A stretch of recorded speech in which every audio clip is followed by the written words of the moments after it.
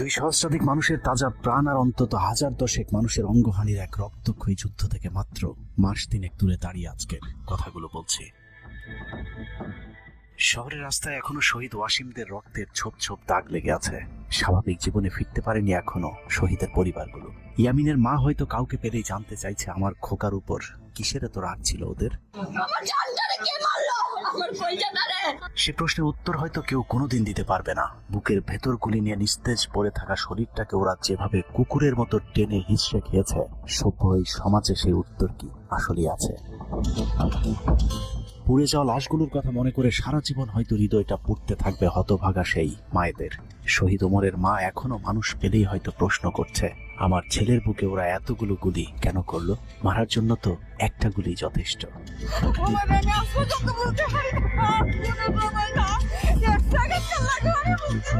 তৃষ্ণা পেলে মুগ্ধের মায়ের হয়তো কানে বেজে উঠবে, পানি লাগবে, পানি।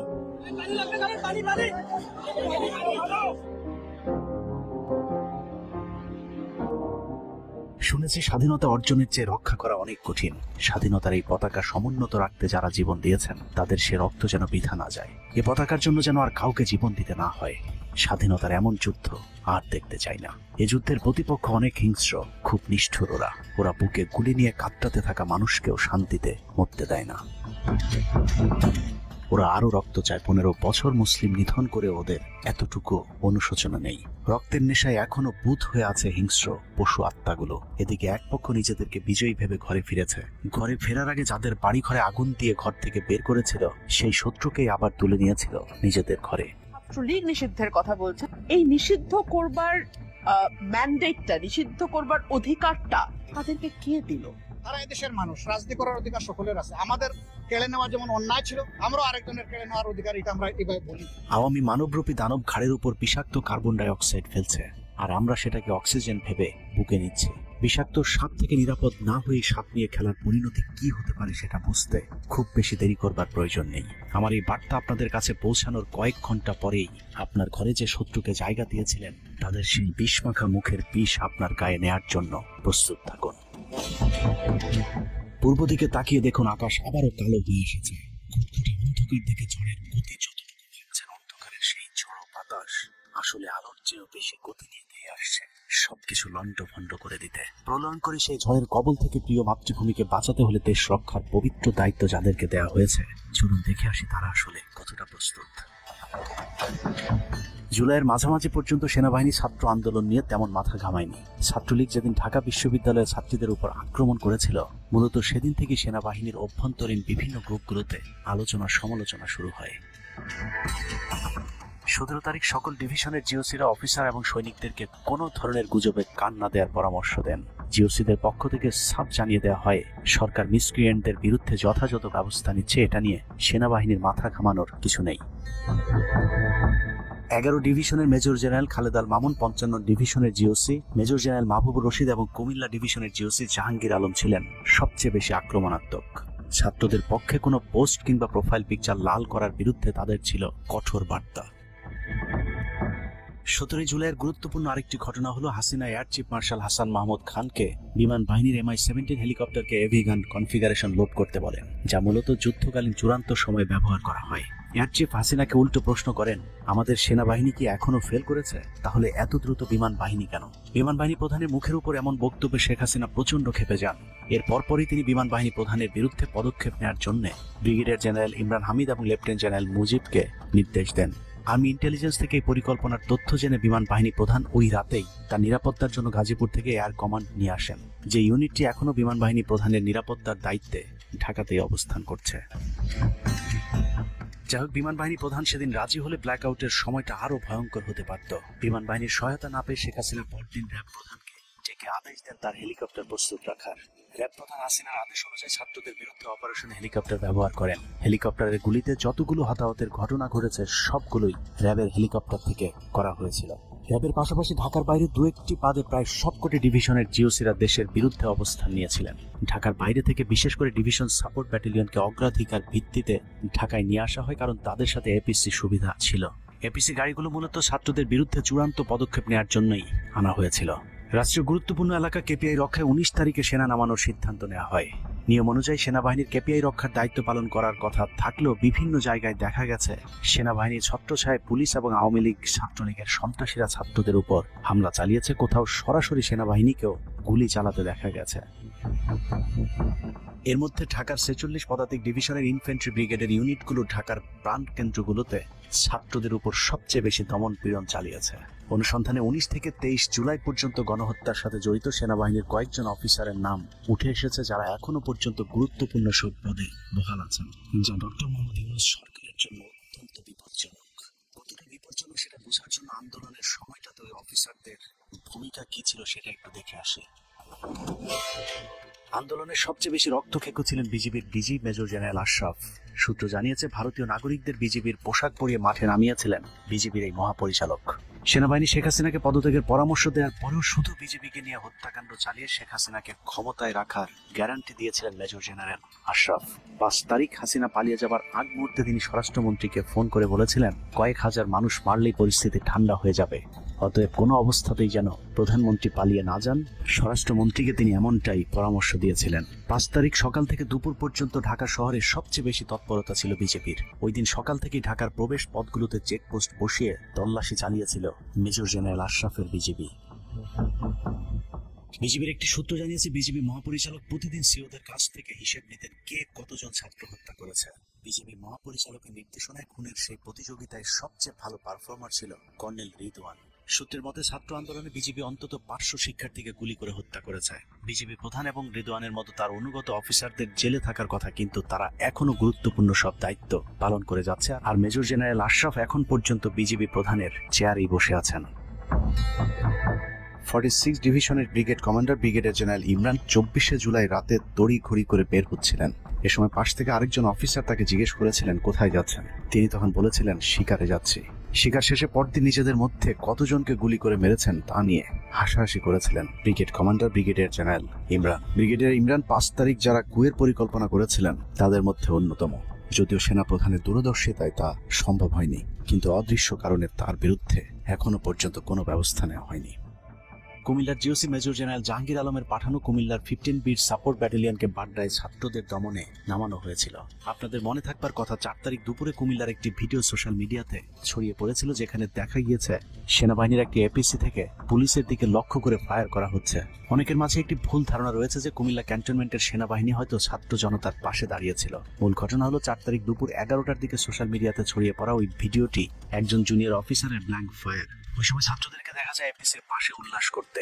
ঘটনার পরপর কুমিল্লার কুখ্যাত সন্ত্রাসী এমপি বাহার শেখ হাসিনা মিলিটারি সেক্রেটারিকে বিষয়টি ফোন করে জানালে উক্ত এপিসি ইউনিটটিকে ক্যান্টনমেন্টে ব্যাক করান জিওসি জাহাঙ্গীর আলম। ওই ঘটনাটিকে তিনি পরবর্তীতে নিজের ক্রেডিট হিসেবে মানুষের সামনে তুলে ধরে নিজেকে আওয়ামী বিরোধী হিসেবে চালিয়ে দেওয়ার চেষ্টা করেছেন, যার ফলশ্রুতিতে তিনি ডিজিএফআই প্রধানের মতো গুরুত্বপূর্ণ একটি পদ বাগিয়ে নেন। অথচ 4 তারিখ ওই ঘটনা বাদে কুমিল্লায় সবখানে সেনাবাহিনীর পাহারায় ছাত্র জনতাকে হত্যা করেছে আওয়ামী সন্ত্রাসীরা। 5 তারিখ সেনাবাহিনীর তৎকালীন chief of general staff lieutenant general Shahinul Haque খুনিদের অন্যতম একজন।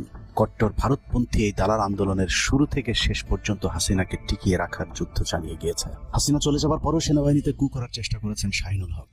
অথচ সেনাপ্রধান মধুর শাস্তি হিসেবে তাকে সিজিএস থেকে সরিয়ে এনডিসির কমান্ড্যান্টের মতো গুরুত্বপূর্ণ পদে বসিয়েছেন।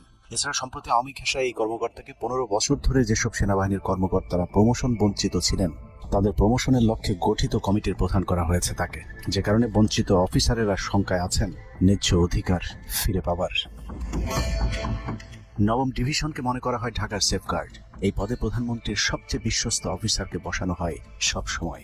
9ম ডিভিশনের জিওসি মেজর জেনারেল মঈন খানও ছিলেন হাসিনার গুম খুনের অন্যতম দোষর, অথচ তাকে এখনো পর্যন্ত স্বপদে বহাল রাখা হয়েছে, যা অত্যন্ত ঝুঁকিপূর্ণ। 5 তারিখের আগে আশুলিয়াতে ছাত্র হত্যা থেকে শুরু করে 5 তারিখের পরে গার্মেন্টসের সব অস্থিরতার জন্য 9ম ডিভিশনের এই জিওসি সরাসরি যুক্ত। সেনাবাহিনী স্পর্শকাতর আরেকটি জায়গায় বসে আছেন আরেক খুনি ব্রিগেডিয়ার জেনারেল সেলিম আজাদ। সেনাবাহিনীর সিভিল যে কোনো অপারেশনে যেতে ডিরেক্টর মিলিটারি অপারেশনের পারমিশন নেওয়া বাধ্যতামূলক। এমনকি জরুরি ভিত্তিতে কোনো অপারেশনে যেতে হলেও তাকে অবশ্যই পরে অবহিত করতে হয়। অর্থাৎ তার অনুমতিক্রমে সেনাবাহিনী ঢাকাতে সব হত্যাকাণ্ড চালিয়েছে। শুধু তাই নয়, তিনি খবর রাখতেন যারা অপারেশনে ছাত্রদের উপর গুলি চালাতো না তাদেরকে নাজিমুদ্দৌলা অকথ্য ভাষায় গালাগাল করত। নাজিমুদ্দৌলা সাবেক কুখ্যাত ডিজিএফআই ডিজি মেজর জেনারেল আকবর হোসেনের এপিএস ছিলেন, অথচ তাকে এখনো পর্যন্ত তার সেই গুরুত্বপূর্ণ পদ থেকে সরানো হয়নি। ব্রিগেডিয়ার জেনারেল আকসার ইন্টারন্যাশনাল অ্যাফেয়ার্স ব্যুরো আইএবির ডিরেক্টরের দায়িত্বে আছেন। বহুল আলোচিত আয়নাঘরের পুরো নিয়ন্ত্রণ ছিল সেনাবাহিনীর এই কর্মকর্তার হাতে। তার হাতে রাজনৈতিক দল এবং নেতাদের ভাগ্য নির্ধারিত হয়। আওয়ামী লীগ সরকারের সময়কার গুরুত্বপূর্ণ সেই দায়িত্ব পালন করা ব্যক্তি এখনো পর্যন্ত তার সেই পুরাতন দায়িত্বই পালন করে যাচ্ছেন। সেনা সূত্র জানিয়েছে, আকসারের ভারত কানেকশন এতটাই শক্তিশালী যে সেনা প্রধানও নাকি তাকে তার চেয়ার থেকে সরাতে পারছেন না। কদমবুচি জেনারেল খ্যাত মেজর জেনারেল মাহবুবুর রশিদ যশোর ডিভিশনের জিওসি সামরিক নিয়ম ভেঙে গোপালগঞ্জে সবার সামনে হাসিনার পা ছুঁয়ে সালাম করেছিলেন major general Mahbubur Rashid. 5 August এবং 7 আগস্ট সেনাবাহিনীর গাড়ি পোড়ানোর পরেও সেনাবাহিনীকে কোনো অ্যাকশনে যেতে দেয়নি সেনাবাহিনীর এই আওয়ামী কর্মকর্তা। সূত্র জানিয়েছে, 5 তারিখের পর থেকে এ পর্যন্ত একাধিকবার গোপালগঞ্জ আওয়ামী লীগ নেতাদের বাড়িতে গিয়ে বৈঠক করেছেন তিনি। অথচ মাহবুবকে এখনো পর্যন্ত জিওসির পদে বসিয়ে রাখা হয়েছে। তার এই ক্ষমতাকে কাজে লাগিয়ে আওয়ামী লীগের অসংখ্য নেতাকর্মীকে ভারতে যাবার সুযোগ করে দিয়েছেন major general Mahbubur Rashid. Colonel Asad Khulna DGFI এর ডেড কমান্ডার। সেখানে বসে তিনি রয়ের সব পরিকল্পনা বাস্তবায়ন করে যাচ্ছে। জুলাই আন্দোলনের সময় যিনি আর্মি অফিসারদেরকে বলেছিলেন দেখে দেখে গুলি করেন, প্রতি গুলিতে একটা করে মারতে হবে, অথচ সেই কর্মকর্তা এখনো খুলনাতে বসে বিএনপি জামায়াতের নেতাকর্মীদের মধ্যে বিভক্তির ষড়যন্ত্র করে যাচ্ছে। খুলনা অঞ্চল দিয়ে তার সহায়তায় শেখ পরিবারের সবচেয়ে বেশি সংখ্যক সদস্য ভারতে পালিয়েছে। বগুড়া ডিভিশনের GOC major general Khaled Al Mamun এখনো জিওসি পদে আছেন। বগুড়া থেকে আসা 11 ডিভিশনের 7 ইস্ট বেঙ্গল এনে ঢাকার প্রবেশ পথ নিয়ন্ত্রণের জন্য গাজীপুরে রেখেছিলেন তিনি। উত্তরা গাজীপুর এলাকায় সংঘটিত হত্যাকাণ্ডের বেশিরভাগই জড়িত ছিল বগুড়ার 7 ইস্ট বেঙ্গল। রহস্যজনক কারণে 7 ইস্ট বেঙ্গলকে এখনো পর্যন্ত বগুড়ায় ফেরত না পাঠিয়ে ঢাকাতেই রাখা হয়েছে। মেজর জেনারেল ফেরদৌস হাসান সেলিম, যার মা ছিলেন হাসিনার অত্যন্ত ঘনিষ্ঠ বান্ধবী। ফেরদৌস সেলিম শেখ হাসিনাকে ফুপু বলে ডাকতেন।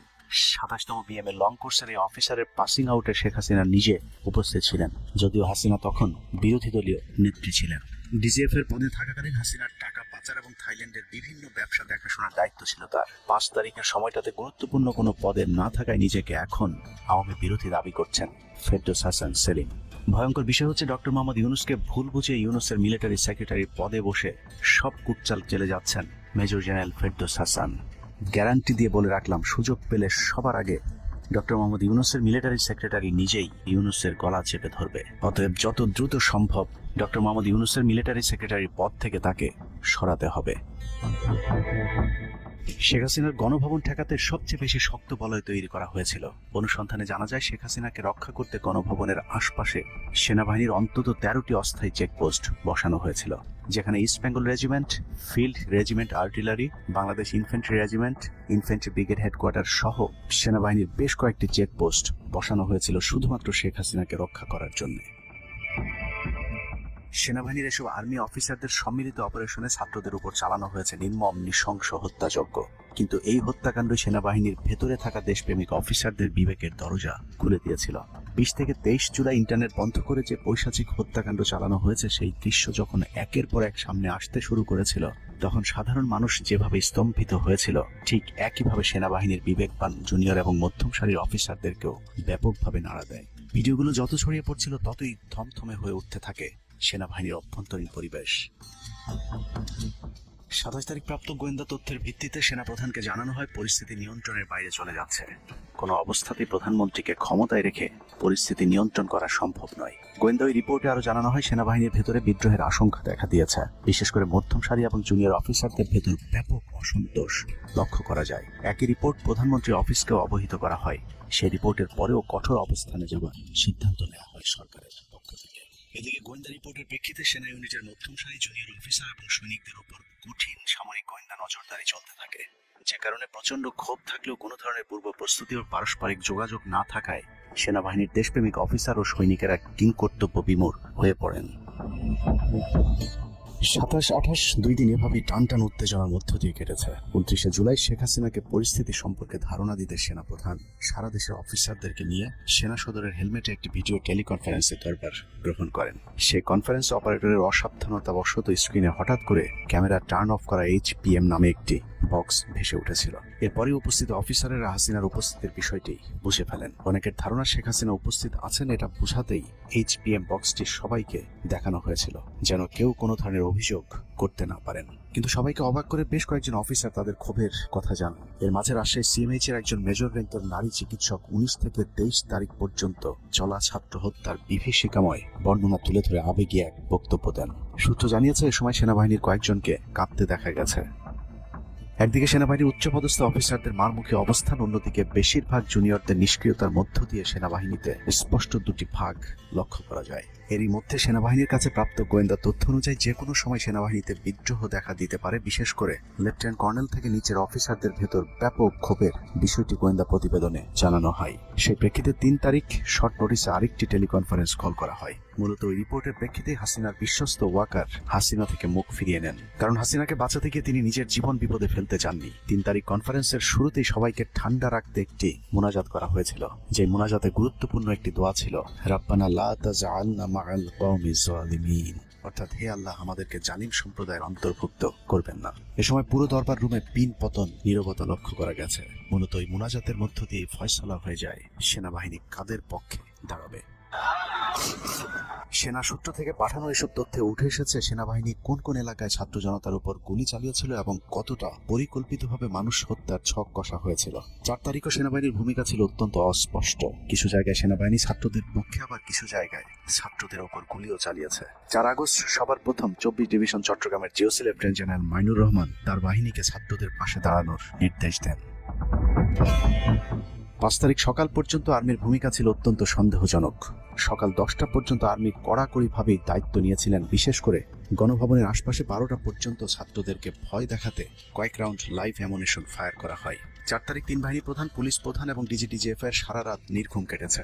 3 থেকে 5 তারিখ পর্যন্ত গুরুত্বপূর্ণ কিছু ঘটনা ঘটেছে, সেটা তুলে ধরবার আগে শেখ হাসিনার পালিয়ে যাওয়ার বর্ণনা দিয়ে আসা যাক।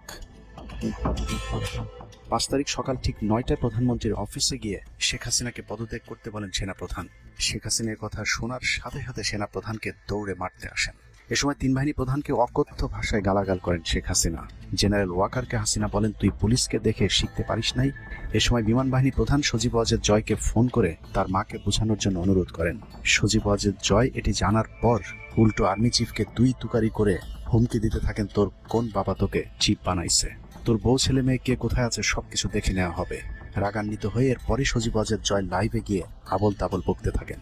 ঠিক আছে, শেখ হাসিনার পর আপনাদের কি হবে সেটা আমারও চিন্তার বিষয় না, আমার পরিবারের আর চিন্তার বিষয় না, আপনারা বুঝবেন।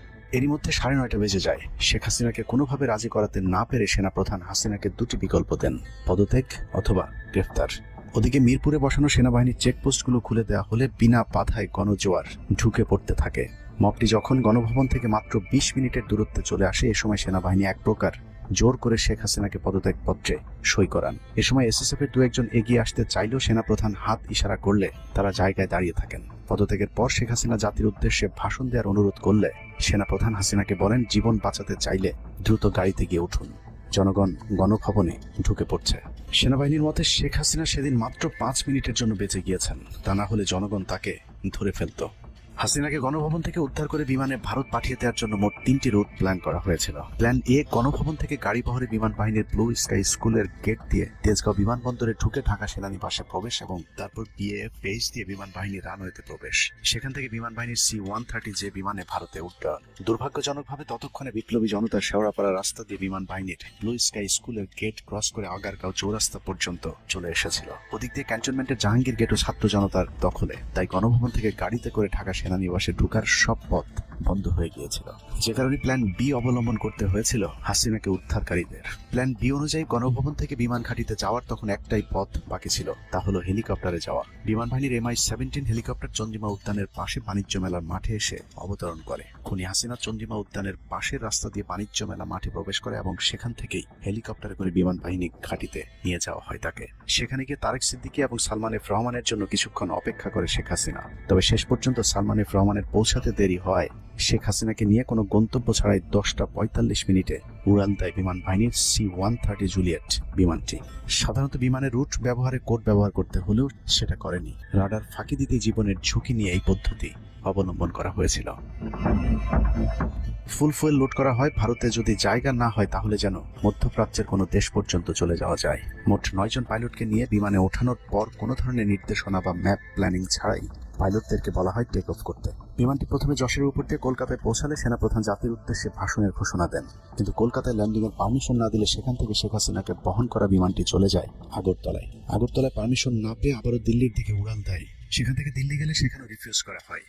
দিল্লি বিমানবন্দরে নামতে না দিলে অনিশ্চয়তা দেখা দেয় শেখ হাসিনাকে বহন করা বিমানটির ভারতে অবতরণ নিয়ে। বিমানের একজন পাইলটের বরাত দিয়ে জানা যায়, এভাবে উদ্দেশ্যহীনভাবে দীর্ঘক্ষণ ঘুরতে থাকার পর জরুরি অবতরণের সিদ্ধান্ত নেওয়া হয়।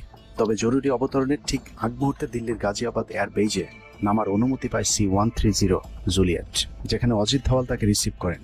অবতরণে জটিলতার কারণেই 5 তারিখ সেনাপ্রধান জাতির উদ্দেশ্যে ভাষণ দিতে বারবার দেরি করছিলেন, কারণ তিনি নিশ্চিত হতে চাচ্ছিলেন শেখ হাসিনা ভারতে অবতরণ করেছেন। তারপরই বাংলাদেশের মানুষ মুক্তি পায় এক ফেরাউনের হাত থেকে। হাসিনা পালিয়ে যাওয়ার সেই খবর পৃথিবীর সবাই জানে, কিন্তু 3 থেকে 5 তারিখ পর্যন্ত ক্যান্টনমেন্টে কিছু ঘটনা ঘটেছে, যেই ঘটনা এখনো আমাদের কাছে অজানা। 3 তারিখ সেনাপ্রধানের ওই ভার্চুয়াল মিটিং এর পর মোটামুটি নিশ্চিত হয়ে যায় শেখ হাসিনা অধ্যায় বাংলাদেশে শেষ। শুরু হয় ভারতের প্ল্যান বি বাস্তবায়নের প্রক্রিয়া। 3 তারিখ রাতে আসিফ নজরুলের সাথে ডিজিএফআই কার্যালয়ের পাশের একটি ভবনে আসিফ নজরুলের ঘনিষ্ঠ বন্ধু major general Hamid, lieutenant general Mujib এবং মেজর জেনারেল ফেরদৌস সেলিমের একটি গোপন বৈঠক হয়, যেখানে ভারতীয় গোয়েন্দা সংস্থার 16 জন কর্মকর্তা উপস্থিত ছিলেন। মূলত 5 তারিখ শেখ হাসিনা পদত্যাগ করার পর করণীয় নির্ধারণ করতেই ওই বৈঠক অনুষ্ঠিত হয়। দীর্ঘ বৈঠক শেষে মোট 3টি বিকল্প নির্ধারণ করা হয়। প্রথমটি জরুরি অবস্থা জারি করে সেনাবাহিনীর হাতে ক্ষমতা দেয়া, দ্বিতীয়টি আসিফ নজরুলকে প্রধান উপদেষ্টা করে একটি অন্তর্বর্তীকালীন সরকার গঠন। অন্তর্বর্তীকালীন সরকারের ভেতরে যেন ভারতীয় বলয়ের লোকজন বেশি সংখ্যায় রাখা যায় সেটা নিশ্চিত করার ব্যাপারেও আলোচনা হয় বৈঠকে, এবং সেটা নিশ্চিত করতে আসিফ নজরুলের পেছনে সেনাবাহিনীর ওই অংশটির সর্বোচ্চ সাপোর্ট থাকারও নিশ্চয়তা দেওয়া হয়। মূলত আসিফ নজরুলকে সামনে রেখে সেনাবাহিনীর মাধ্যমেই দেশ চালানোর পরিকল্পনা করা হয়েছিল 3 তারিখের ওই গোপন বৈঠকে। 4 তারিখ 3 বাহিনী প্রধানের মধ্যে দফায় দফায় বৈঠক চলেছে। সেই বৈঠক থেকে সিদ্ধান্ত হয় 5 তারিখ সকাল 9টার মধ্যে শেখ হাসিনাকে চূড়ান্তভাবে পদত্যাগের বিষয়টি জানিয়ে দেওয়া হবে। এর পরপরই আসিফ নজরুলকে আবারও ক্যান্টনমেন্টে ডেকে আনা হয় এবং শেখ হাসিনার পদত্যাগের পর আওয়ামী নেতা কর্মীদেরকে যতটা সম্ভব নিরাপত্তা দেওয়া, বেসরকারি বিভিন্ন প্রতিষ্ঠানগুলোতে যতটা সম্ভব আগের কর্মকর্তাদেরকে রেখে দেওয়া এবং বিটিআর হত্যাকাণ্ড নিয়ে কোনো ধরনের পদক্ষেপ না নেওয়ার সহ বেশ কিছু করণীয় ঠিক করে দেওয়া হয়। দীর্ঘ সেই আলোচনার কারণে 4 তারিখ সারা রাত ক্যান্টনমেন্টে অবস্থান করেছেন আসিফ নজরুল। তাৎক্ষণিক আসিফ নজরুলের কাঁধে 2টি দায়িত্ব দেওয়া হয়: আর্মির প্রতি সকলের আস্থা তৈরি করা এবং হাসিনার পদত্যাগের পরপর ছাত্রদেরকে সেনাবাহিনীর নিয়ন্ত্রণে নিয়ে আসা। কথা মতো আসিফ নজরুল 4 তারিখ রাত এবং 5 তারিখ খুব সকালে ক্যান্টনমেন্টে বসে ফেসবুকে তিনি 2টি পোস্ট করেন। পোস্টের প্রথমটি 4 তারিখ রাতে সেনাবাহিনীকে প্যাট্রিয়ট সম্বোধন করে করা হয়, যেন সেনাবাহিনীর প্রতি ছাত্র জনতার আস্থা বেড়ে যায়, এবং পরেরটি সংখ্যালঘুদের বাড়িঘরে হামলা না চালানোর অনুরোধ করে পোস্ট করা হয়। দুপুর 12টার আগে আসিফ নজরুলের করা হিন্দুদেরকে নিয়ে ওই পোস্টে প্রমাণ করে আসিফ নজরুল আগে থেকেই জানতেন কিছুক্ষণ পর আসলে কি ঘটতে যাচ্ছে। আমরা এখন আর্মি চিফের সাথে একটা আলোচনায় আছি। আমি যতটুকু ওনার সাথে কথা বলেছি আমার কাছে মনে হয়েছে, আশা করছি আপনাদের জন্য অনেক বড় সুসংবাদ আসছে। বিজয়ের খবর আগেই জেনে যাওয়াটা সমস্যা না, কিন্তু সমস্যা হলো আসিফ নজরুল সবাইকে আন্দোলনের কেন্দ্রবিন্দু ঢাকা বিশ্ববিদ্যালয়ে যেতে না বলে ক্যান্টনমেন্টের সুখবরের অপেক্ষায় থাকতে বলেন। মূলত আসিফ নজরুলের ওই ফাঁদে পা দিয়ে ছাত্র জনতার জুলাই আগস্ট বিপ্লবের বিজয় হাতছাড়া হয়ে গিয়েছিল। ছাত্র নেতাদের সরলতাকে কাজে লাগিয়ে আসিফ নজরুল নাহিদ আসিফদেরকে সেনাপ্রধানের কাছে আসতে বলেন। নাহিদ, আসিফ, মাহফুজরা সেনাপ্রধানের কাছে যাবার আগে আসিফ নজরুলের প্রধান উপদেষ্টা হবার বিষয়টি চূড়ান্ত হয়ে যায়। সমন্বয়কেরা পৌঁছানোর পর সেনাপ্রধান তাদেরকে জানায় আসিফ নজরুল হচ্ছেন প্রধান উপদেষ্টা। কিন্তু ছাত্ররা ডক্টর মোহাম্মদ ইউনূসকে প্রধান উপদেষ্টা বানানোর দাবি করলে আসিফ নজরুল তাদেরকে জানায় ডক্টর ইউনূস প্রধান উপদেষ্টা হতে রাজি না। কিন্তু ছাত্র নেতাদের সাথে ইউনূসের আগে থেকে যোগাযোগ ছিল, যে কারণে সেনাপ্রধানকে ছাত্ররা জানায় আমরা ডক্টর ইউনূসের সাথে একান্তে কথা বলতে চাই। ছাত্ররা ডক্টর ইউনূসকে ফোন করলে তিনি জানান প্রধান উপদেষ্টা হতে চান না সেনাবাহিনী কিংবা আসিফ নজরুলের কাছে তার এরকম কোনো বার্তা তিনি দেননি। এরপর ছাত্র নেতাদের দাবির মুখে ইউনূসকে প্রধান উপদেষ্টা বানাতে বাধ্য হয় সেনাবাহিনী।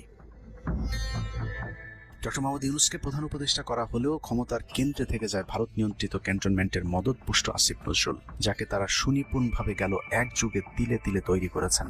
আসিফ নজরুল তার মন্ত্রণালয়ের বাইরেও সবখানে নিয়োগ থেকে বদলি বরখাস্তের একক ক্ষমতা ভোগ করতে থাকে। একদিকে সেনাবাহিনীর ছত্রছায়া আসিফ নজরুলের হাত ধরে ভারতীয় এজেন্টদেরকে গুরুত্বপূর্ণ সব পদে বসানো হচ্ছিল, অন্যদিকে চলছিল পুরো দেশ দখলের ভয়ঙ্কর ষড়যন্ত্র। কিন্তু ছাত্রদের চাপের মুখে আসিফ নজরুলের পরিবর্তে ডক্টর মোহাম্মদ ইউনূসের প্রধান উপদেষ্টা হবার বিষয়টি কোনোভাবেই মেনে নিতে পারেনি সেনাবাহিনীর ভারতপন্থী অংশটি, যে কারণে 5 তারিখ রাতেই একটি ব্যর্থ সেনাকুয়ের ষড়যন্ত্র করা হয়েছিল। 5 তারিখের পরপর ইউনূসের একের পর এক ভারতীয় আগ্রাসন বিরোধী বক্তব্যে আতঙ্কিত হয়ে ওঠে ভারতীয় বলয়, যে কারণে 8 তারিখ শপথ নেয়ার আগেই ডক্টর মোহাম্মদ ইউনূসকে হত্যা করে সেনাকুয়ের আরেকটি চেষ্টা চালায় সেনাবাহিনীর ওই অংশটি। 8 তারিখ ডক্টর ইউনূসের নেতৃত্বে নতুন সরকার শপথের ঠিক আগ মুহূর্তে একটি সেনা কুয়ের চেষ্টা করা হয়। কুয়ের নেতৃত্ব দেন লেফটেন্যান্ট জেনারেল মুজিব এবং মেজর জেনারেল হামিদুল হক।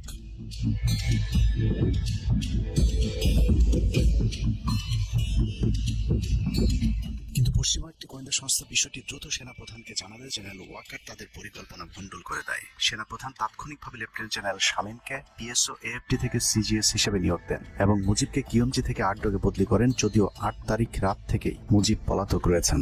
এরপর 12 সেপ্টেম্বর তাকে সেনাবাহিনী থেকে বরখাস্ত করা হয়।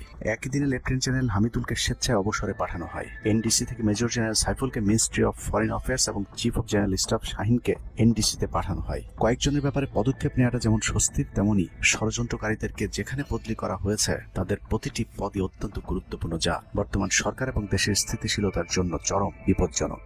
কতটা বিপজ্জনক সেটা জানতে চলুন শুরুতেই যে প্রলয়ঙ্কারী ঝড়ের কথা বলেছিলাম সেখানে ফিরে যাওয়া যাক।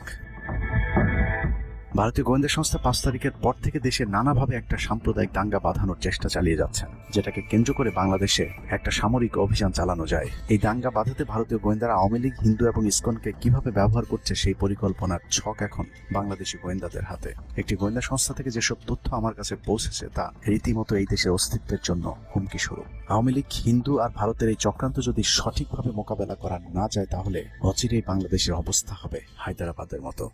জননেত্রী শেখ হাসিনাকে দেশ থেকে সরে যেতে বাধ্য করেছেন। বাংলাদেশকে নিয়ে ভয়ঙ্কর এই চক্রান্তে জড়িত আওয়ামী লীগ, সনাতনী এবং ইসকনের অন্তত 40টি হোয়াটসঅ্যাপ গ্রুপ এবং জুম মিটিং এর ভিডিও হাতে পেয়েছে গোয়েন্দারা। গোয়েন্দাদের কাছে প্রাপ্ত এসব তথ্যে যা উঠে এসেছে তা আটকে ওঠার মতো।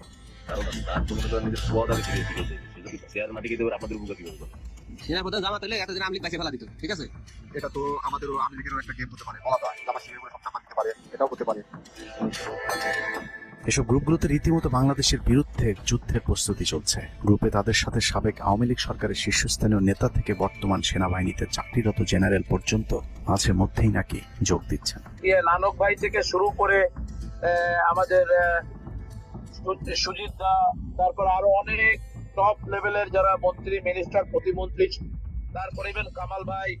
তো এখন বিষয়টা হচ্ছে যে ইভেন রাষ্ট্রপতি যে একেবারেই মানে কি বলে তার যে একেবারে মানে রাইট হ্যান্ড সচিব, উনিও আমাদের সাথে দুদিন জয়েন করছেন।